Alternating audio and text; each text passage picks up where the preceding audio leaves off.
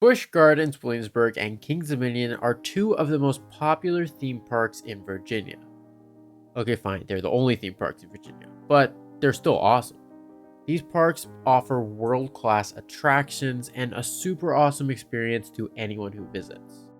If you're a coaster enthusiast, you've probably visited both of these parks or really want to. And if you're a coaster enthusiast, you've probably seen countless videos talking about the quote unquote Virginia Coaster War and how these two parks are fighting for the same clientele by adding bigger and bigger thrill additions.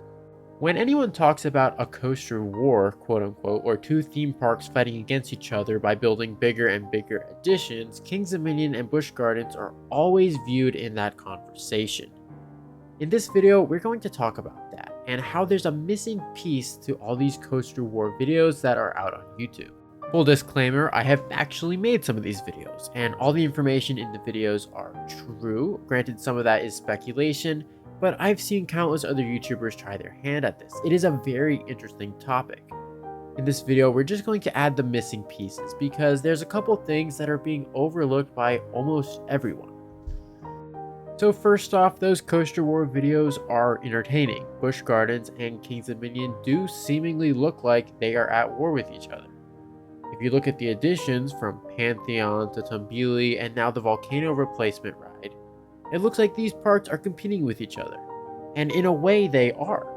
They are trying to bring a little bit of crowds from one park to another, but the key word is a little bit. Kings Dominion and Busch Gardens will relatively have the same amount of guests regardless of what the other person does. If Kings Dominion adds a giant thrill coaster, it doesn't necessarily mean that guests are going to come from Busch Gardens to Kings Dominion and not go to Busch Gardens at all. It doesn't mean that they are quote unquote stealing the guests away from the other park. I'm sure there are plenty of cases where that does happen, where families decide to get a season pass to only one of the parks based on what addition they add. But have we ever thought to ask what percentage of people are really doing this? Because I'd imagine not a lot. Busch Gardens has its fan base, and so does Kings Dominion. The fan bases cross over sometimes, but pretty much their core fan base stays with the park that they like best. Now, how do people decide which park to go to? Well, it's based on a lot of factors that are not the newest coaster addition, such as geographical location, price, and maybe which park the fan just went to in the beginning, maybe the park they started out going to. If you look at the attendance numbers for both parks and compare them to the additions that each park has added, you're not going to see much variation. Now you'll see if Kings Dominion adds a big ride, they might get a little bit more people, and if Busch Gardens adds a big ride, they might get a little bit more. But honestly, it's not a lot compared to the previous years. These parks aren't really at quote-unquote war with each other. In fact, I dare say they benefit from each other being in such close proximity.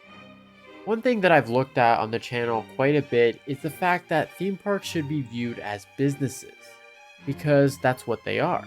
So if we look at it like a business, we can start to see that it doesn't matter if Kings Dominion adds a thrill coaster or if Busch Gardens adds a thrill coaster, each park is going to do what's best for them financially, not to please the coaster enthusiasts. But what I've started to see is some people are looking in the wrong places when they make predictions to post on YouTube.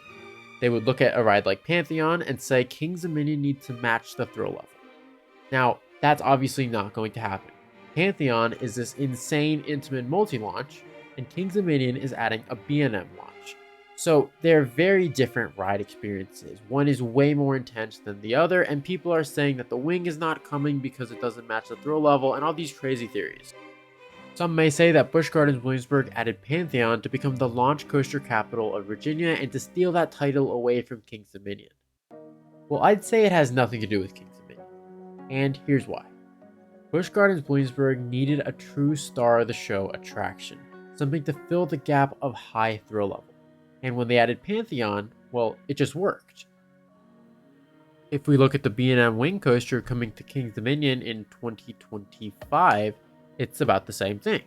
They needed a reliable coaster that would be an absolute guest magnet. And this B&M launch coaster is absolutely that. This wing coaster pays homage to the original volcano and will draw so many crowds. Right now, arguably the most popular ride at Kings Dominion is Dominator, the B&M Floorless, so adding another B&M is a no-brainer.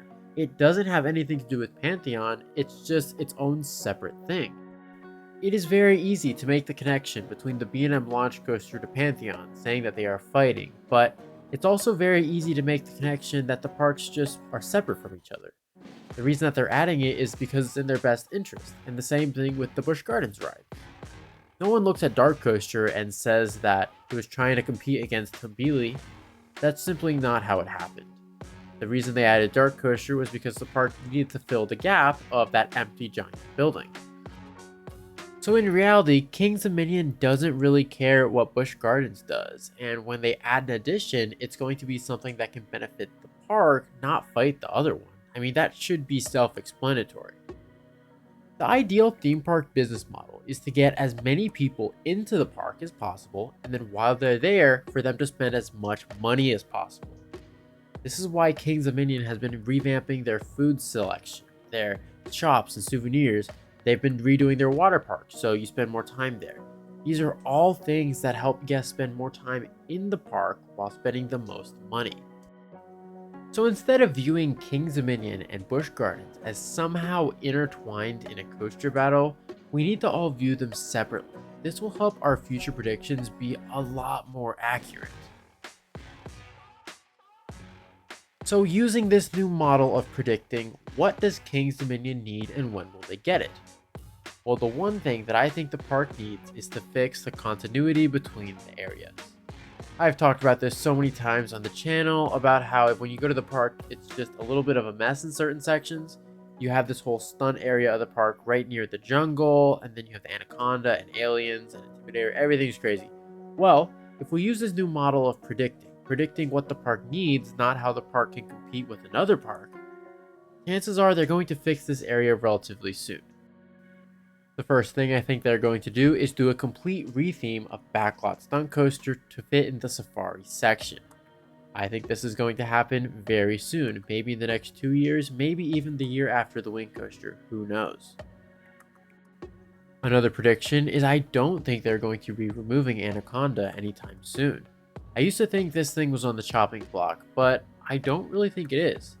It's not that expensive to operate, and it does get ridership. Believe it or not, people do like this thing. It's not horrible.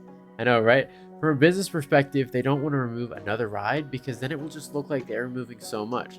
They are definitely going to wait until the Wing Coaster is built. Definitely. And probably it's going to stay even a little bit after that. If we're using this method, we can also look at Busch Gardens Williamsburg completely isolated from Kings Dominion, and what do I think they're going to get in the future? Well, some type of tower attraction. Whether it be a Star Flyer or maybe an SNS tower, who knows? But I definitely think they need to replace Mock Tower eventually. Now, as for the coasters, what do I think Busch Gardens Williamsburg is going to get? Well, in 2025, they are either going to receive a B&M Family Suspended Coaster or something from SNS. But I'll talk about that more in a future video. So those are my thoughts on the missing piece of the Virginia Coaster Board. And that is, it may exist, but not to the extent that many YouTubers are saying it does. Busch Gardens and Kings Dominion are isolated from each other, and honestly they benefit off the competition and just from each other's presence. An addition at one does not determine an addition at others, and I think if we separate these two parks, we'll be able to make a lot more accurate predictions. But we'll just have to wait and see if I'm correct. Okay, so now we reached the end of the video, and I'd like to hear your thoughts. If you have a comment, please leave it in the comments below. And if you really enjoy the content, please make sure to subscribe. I really, truly appreciate it.